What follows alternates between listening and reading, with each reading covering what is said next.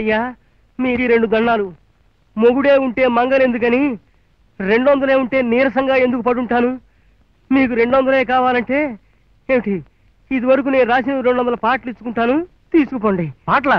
సర్లే, దాని తోక వెంట్రుకలు కత్తిరించిపో, అమ్ముకుని డబ్బు చేసుకుంటా. అలాగా నాయన, దీని వెంట్రుకల వల్ల ఆ మాత్రం ఉపయోగం ఉందని ఇప్పుడే తెలిసింది.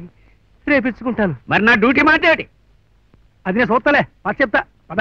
నన్ను డ్యూటీ కిందకు పోయావో నీ రక్తం తాగుతా. మొత్తం కళ్ళంతా తాగావు కదే దొంగ పీనుగా నిన్ను.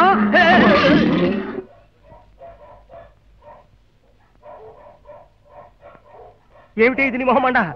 మింగుతున్న తిండి చాలేది నీకు? కళ్ళు కావాల్సి వచ్చిందా?